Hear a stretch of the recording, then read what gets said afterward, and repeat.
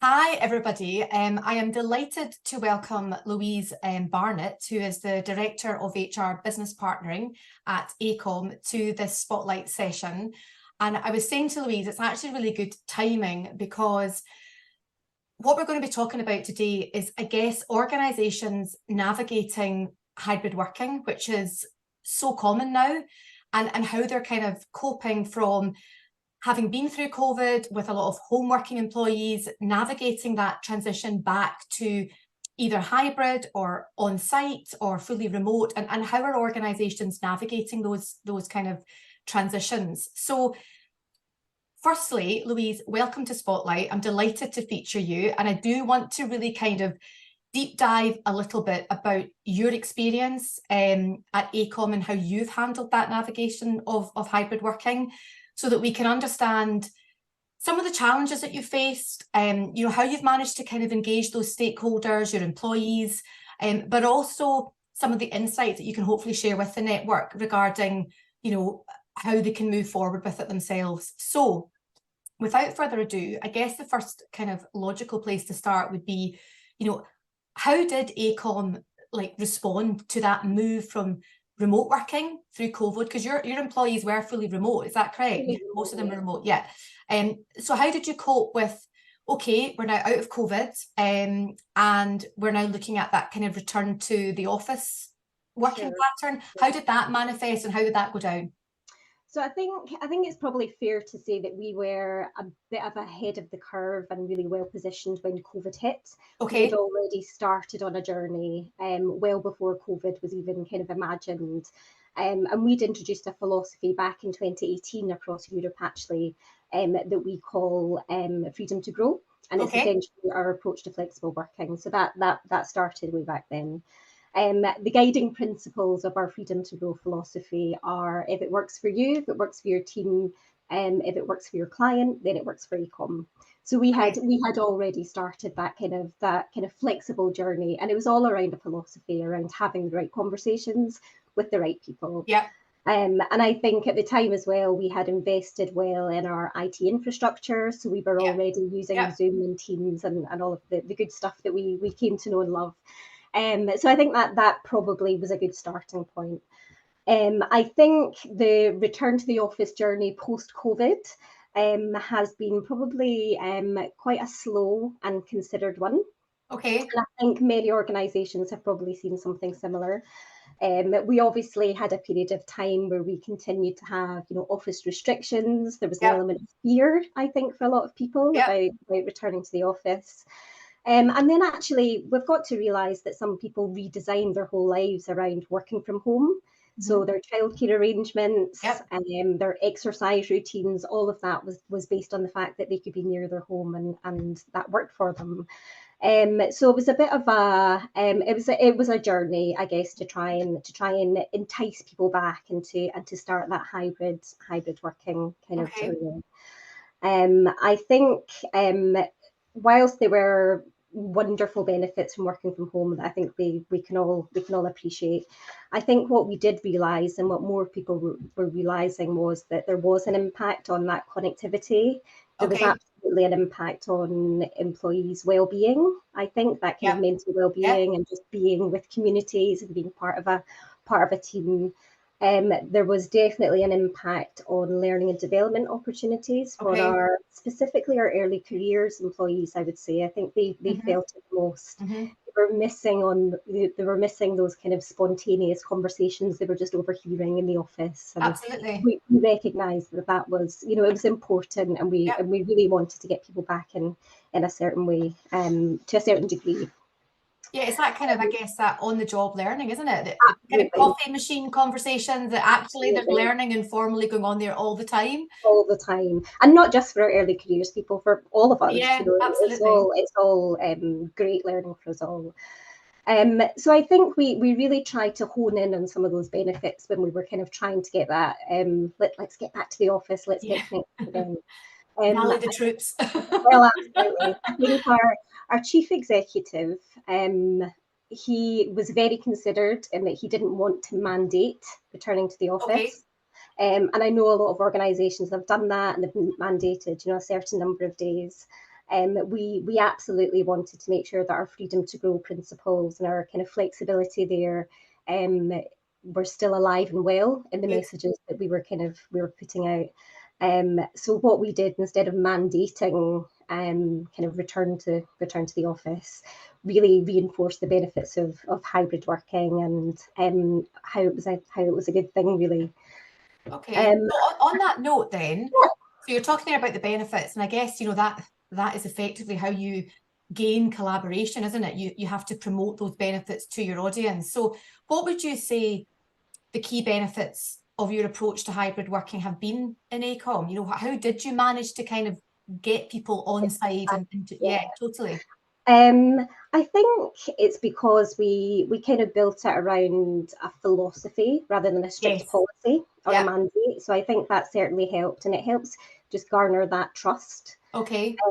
We purposefully, even when we introduced Freedom to Grow, back in 2018, we purposefully avoided detailed discussions about policies and procedures and timesheets and all of that stuff. And we firmly made it about in really having the right conversations with line managers and equipping our line managers with the tools, the resources, the support from the HR team to enable them to have those conversations.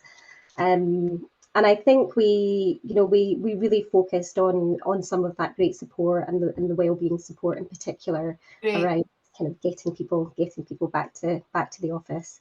And we also invested quite heavily in our real estate portfolio, making our offices fit for purpose for our new kind of hybrid way of working. Good. So more focused on collaborative spaces rather than individual work desks. Yes. A place that people want to come in and they feel proud and kind of happy to come into the office. So I think that certainly helped in some of those locations where we've done that as well. Okay. And from a stakeholder piece, what was the response? So your employees, your line managers, your leaders, how did they respond to the company direction when it came to your kind of hybrid working approach? Yeah, I think probably mixed would be fair to say. Certainly some reticence and reluctance from people who couldn't see why they had to be in the office at all. So again, there was that continued communication and engagement piece. But I think the more we have done it, the more people have come back into the office. They've remembered actually this is quite nice and it's quite nice. People had forgotten and it's nice at my house actually 1 day a week or 2 days a week or whatever.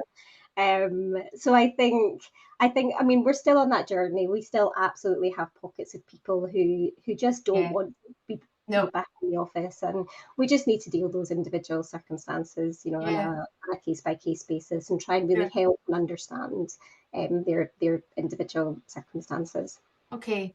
And I guess following on from that last point, listen, with any policy movement within a business, you're always going to have challenges, but where you are now and what you've come through, what would you say the biggest challenges have been that you've seen now with kind of hybrid working, and how are you going to address these challenges as you in your HR function? I think one of the significant challenges that can be a barrier here is around line manager confidence in being able to have discussions and actually be clear with people that I would like you in the office on Monday or whatever. So we've seen, I think line managers can sometimes feel a little bit scared and unsure. Are they allowed to have those discussions? Because we haven't mandated a certain number of days a week across the business. So we are helping them with some of those conversations and providing support and talking points. But that's certainly I guess the significant barrier. But it's working, I think, and the more we encourage people to have the right conversations, the more people will understand and of course and start to come back. Absolutely. And out of interest, you also, you were very, and thank you for being honest and transparent, by saying, look, it's not perfect. We do still have pockets of individuals who, are not keen. But I'm really interested when you talk about the, not mandating it, because this is where I'm hearing definitely more companies who are mandating it. And those are the ones that are having real barriers in terms of I guess that collaboration, the communication with our employees or the groups of people that are just not happy about coming back. But, you know, for you, would you say the sort of general consensus, as you say, maybe at the start, the people were a bit reticent and they were, or not reticent, sorry, resistant to it. But do you feel now that the more that it's happening and the more people that are kind of getting on board with it, is that also creating a shift towards actually this is okay? Yeah, absolutely. I think as we see more people coming back and more people being in the office, it kind of galvanizes the troops almost, and we can see a move absolutely back. Good. Yeah, absolutely. Okay. So going back to my original point, when I was saying, you know, I've definitely, myself and the team are having a lot more conversations now with employers saying, no, yes, we'll do hybrid, but they've got to be in whatever it is, Tuesday, Wednesday, Thursday, they can't be doing this, etc. And, you know, we do always push back and we do challenge, but at the end of the day, if it's a mandated policy, that's where you're at. And my own personal opinion is it does restrict the talent pool, and I'm not necessarily sure it is always to the advantage of the business. In fact, I think there is a whole separate spotlight session around that argument of presenteeism and people thinking, well, if you're present, you're working. Not necessarily so, you know. And actually, I know through COVID, a lot of companies that I engaged with, they actually saw their performance going up when people were given that flexibility. But see, when you look at the future of work, you know, spoiler alert, that survey that I did just this week regarding people's working patterns, I think at the moment there's been about just over 800 people that have participated in the poll, and I'm sure the latest stat was around 65% hybrids, about 22% remote, with the remaining percentage being around being on site, or randomly there's about, I think, a 2% other. What that looks like, I'm not sure. However, should have thought about that when I did the poll options. But you know, see, when we look at the future of work, you know, I think most people would think, you know, hybrid is here to stay. But what are your thoughts? Because obviously we are now hearing of companies doing slightly different things. Yeah. So do you think hybrid's here to stay, or do you think there's more of a movement to the kind of, no, you're coming back on site and it's more mandated? No, I think hybrid is here to stay. Yeah. I think some kind of flexibility in hybrid working, it's a prerequisite now for many candidates. Yes. And firms need to respond to that. You know, if they want to access that talent pool, they're going to have to respond to that and be open to that as a concept. And you know, people they'll talk with their feet if policies don't work for them, and they will go elsewhere where it does actually work better for them. And you know, we're seeing overwhelmingly, you know, AECOM, we work with real estate, and we work with corporate organisations who look at office real estate, and we are seeing that more and more businesses are completely redesigning their corporate real estate portfolio to respond to hybrid working. Yeah, that's really interesting. Yeah. So they're seeing that that's the future of work. Yes. And I think it is. I think hybrid's here to stay for the long haul. Yeah. So listen, you've kind of, you very honestly, you said, you know, we're still working through it, but you know, you have taken big steps in terms of your sort of return to work policy, so to speak, regarding the kind of pattern. If you had any advice that you could give to other organisations who are maybe currently struggling to navigate that hybrid working policy, or to perhaps put new arrangements into practice, what would your advice be? For me, I think it's got to be about best practice employee engagement. I think it needs to be not a one-way conversation top down. It's got to be about, you know, consult, collaborate, take the time to properly understand the needs of your current and prospective employees, and then respond properly to that.